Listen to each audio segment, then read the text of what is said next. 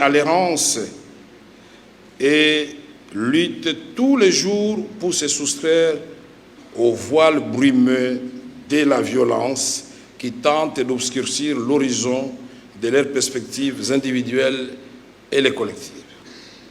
C'est depuis 3 décennies, en effet, que des bruits de bottes et les coups de canon charrient les rivières de sang et des torrents de larmes de nos terres, sur nos terres de l'Est, pourtant si riches et si belles. 3 longues décennies que les élèves y sont empêchés d'étudier correctement, que les mères et les filles sont éprouvées dans leur dignité par les viols systématiques érigés en armes de guerre, que des sangs saccagés, que du bétail décimé, que des maisons incendiées, que des familles endeuillées, dans l'indifférence générale et parfois le silence coupable du monde. Alors, je profite de cette tribune pour joindre ma voix à celle du peuple congolais et de son président, Félix-Antoine Tshisekedi Tshilombo, pour non seulement dénoncer ces drames, mais aussi pour en appeler à la solidarité africaine en vue de faire triompher l'idéal de la paix et de la prospérité partagée.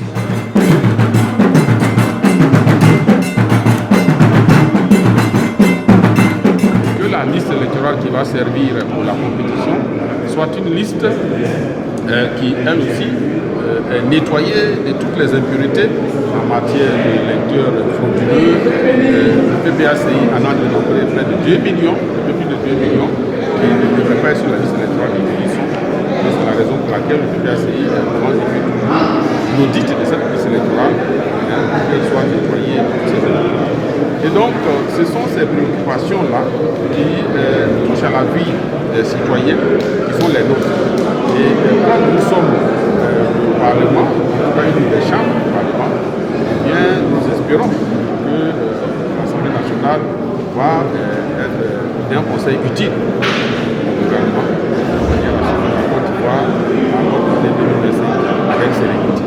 Nous avons eu affaire à une séance au cours de laquelle, c'est vrai, c'est une séance qui est exclusivement réservée à l'ouverture de la deuxième session ordinaire de l'Assemblée nationale.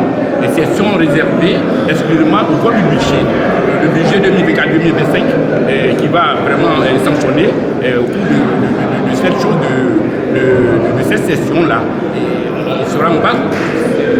Cette session sera réservée exclusivement au vote de ce budget. Et nous pensons que, en fonction de tous les conseils qui ont été donnés, nous pensons que ça va bien se passer. Parce que toutes les sensibilités de la Côte d'Ivoire seront touchées, notamment la masse villageoise, notamment nos mandants, ceux qui nous ont élus, et c'est pour eux que nous allons venir parler. Et le budget va avoir un impact positif sur toutes ces populations-là. Nous avons aussi l'honneur de recevoir M. le président de l'Assemblée nationale de la RDC, qui nous a fait un discours,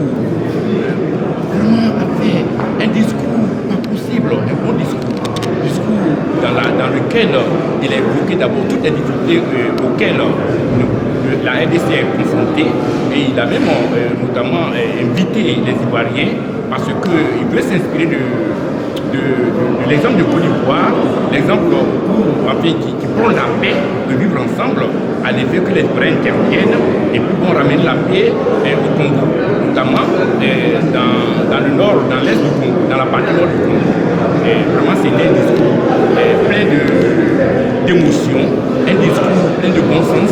Et nous pensons que nous avons reçu vraiment à 90% ce discours parce que la Côte d'Ivoire est prête à apporter son expertise au Congo à l'effet de pouvoir ramener la paix dans cette partie de l'Afrique.